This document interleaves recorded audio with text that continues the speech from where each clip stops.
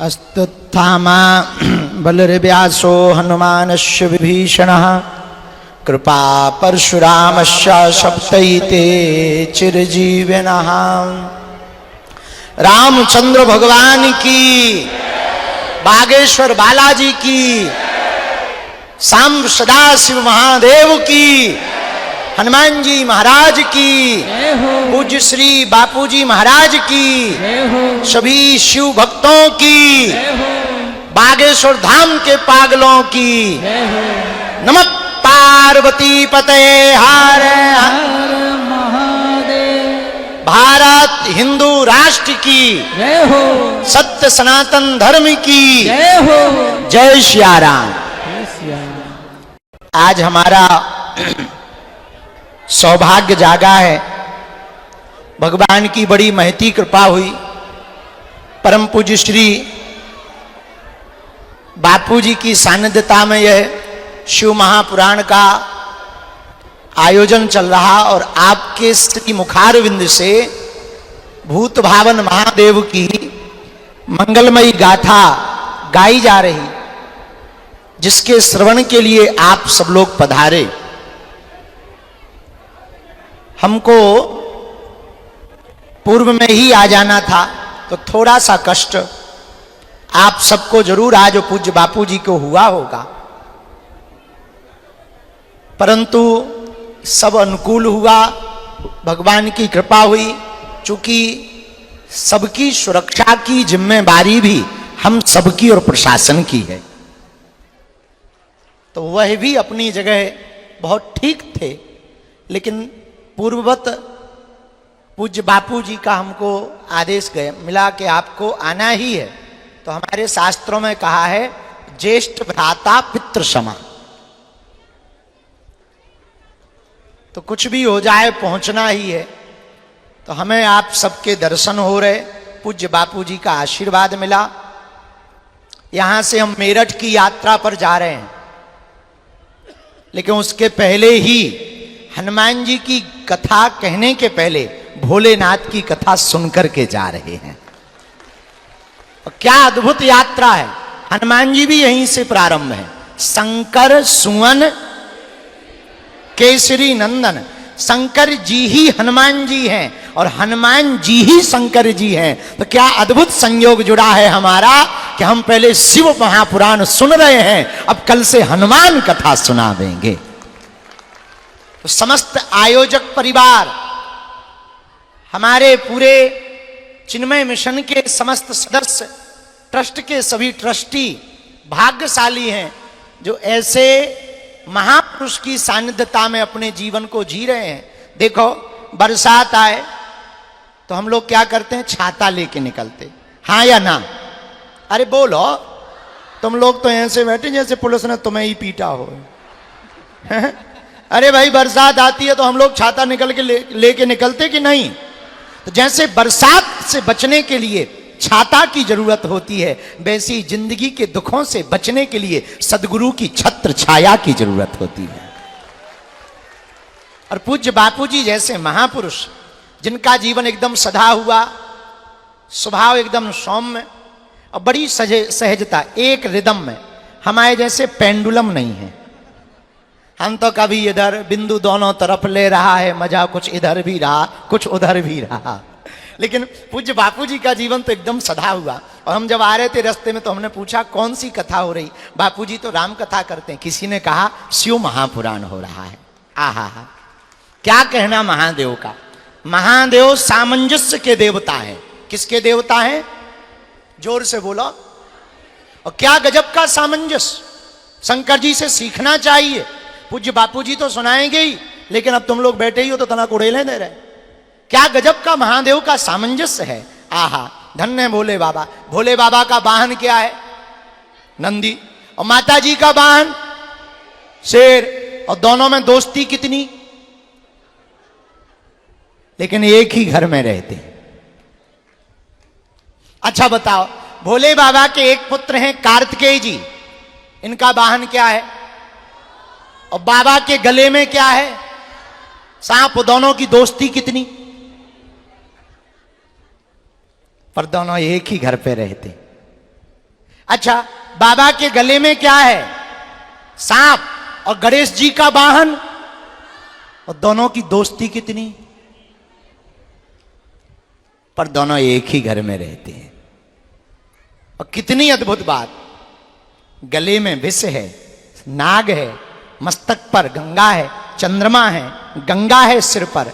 और हमारे भोले बाबा देखो कितनी अनेकता में एकता रहते हैं कि नंदी और शेर दोनों विरोधी हैं, पर एक घाट पर पानी पीते हैं। मोर और सांप दोनों विरोधी हैं, पर एक घाट पर पानी पीते हैं। सांप और चूहा दोनों विरोधी हैं, पर भैया दोनों एक घाट पर पानी पीते हैं। यही भोले बाबा का गृहस्थ का सूत्र है कि विचार भले ही अलग अलग होवे भैया, मतभेद भले ही होवे, पर मन भेद नहीं होना चाहिए।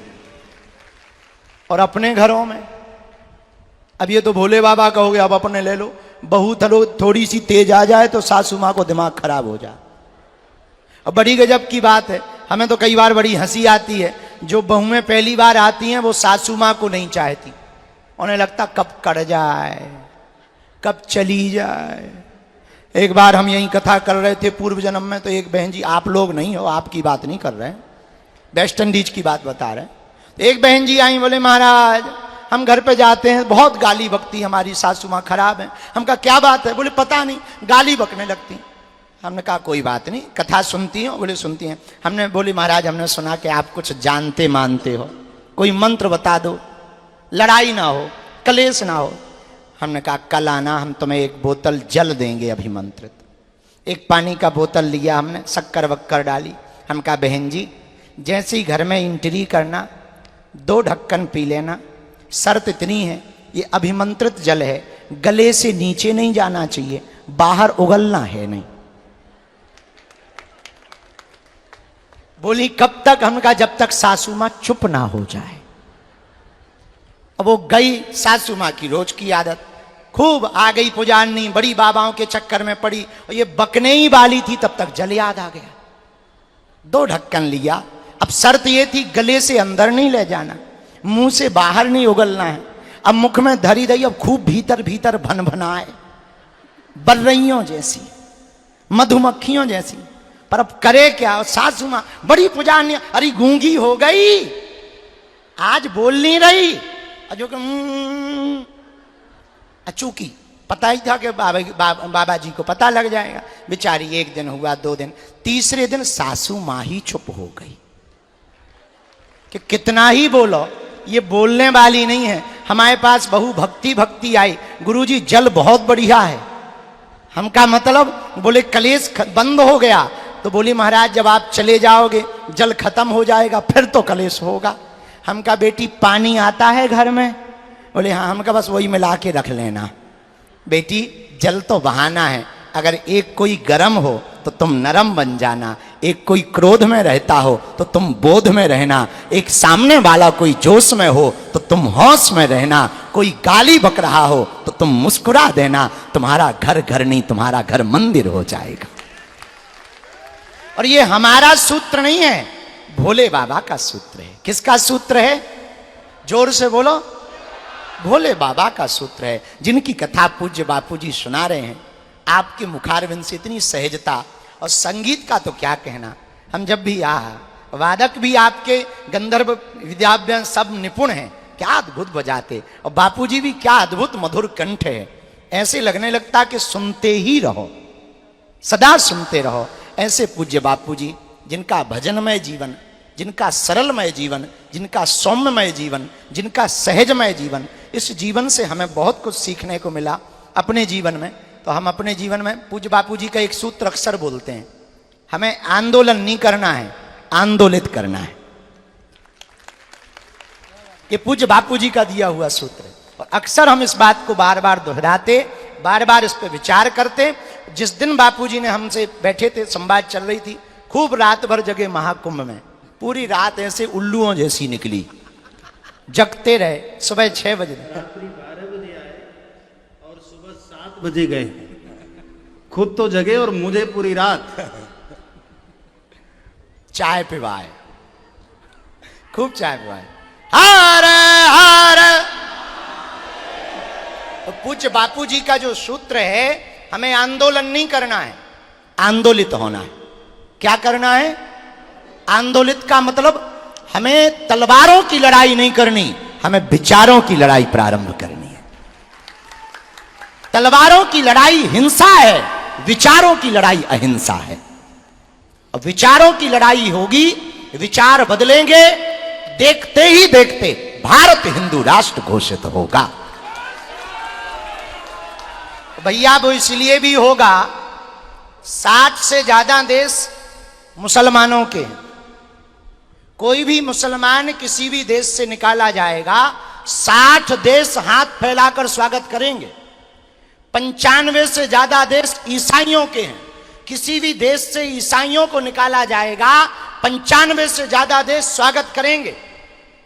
एक देश इजराइल यहूदियों का है, यहूदियों को कि दुनिया के किसी भी देश से निकाला जाएगा, इजराइल दोनों हाथ उठा करके बाएं फैलाकर स्वागत करेगा। एक देश बौद्धों का है, बहुत बहुसंख्या में बौद्ध रहते हैं। भैया तिब्बत या कंबोडिया हाथ फैला करके बौद्धों का स्वागत करेंगे। पर पूरी दुनिया में 150 करोड़ से ज्यादा हिंदू रहते हैं। भारत, सुरेनाम, बर्मा, इंडोनेशिया, यहां तक कि भैया आप कभी मॉरिशस जाना, सबसे ज्यादा हिंदू वहां रहते हैं। नेपाल, मॉरिशस, फिजी और अन्य देशों में हिंदू रहते हैं। कहीं धोखे से बांग्लादेश से या भारत से हिंदू को निकाल दिया जाएगा तो हिंदुओं का स्वागत कौन सा देश करेगा? ये सबसे बड़ी चिंता है कि वो कौन सा देश होगा जो कहेगा कि आ जाओ, ये तुम्हारी धरती है। जब मजहब के नाम पर 1947 में हमने तुम्हें पाकिस्तान दे दिया, तो शेष बचे हुए भारत देश के टुकड़े को हिंदू राष्ट्र होना चाहिए। और ये लड़ाई हमारी नहीं है, क्योंकि आप कितने भी मकान बना लो, बंगले बना लो, बहुत बड़ी बड़ी पदों पर बैठ जाओ, बुरा ना मानना, जितने पद पर पदाधिकारी हैं, आपका पद तब तक है जब तक वो कायदे में है। जिस दिन वो कायदे से बाहर आएंगे, कितने भी बड़े अधिकारी बने रहना, बांग्लादेश में ना अमीर बचे, ना पद वाले बचे, न कद वाले बचे, न विचार वाले बचे, न प्रचार वाले बचे। वहां सिर्फ एक मजहब के लोग बचे। ये बेटियों को उठाया गया, मंदिरों को जलाया गया, कहीं तुम्हारे भारत में ना हो जाए, इसलिए भारत को हिंदू राष्ट्र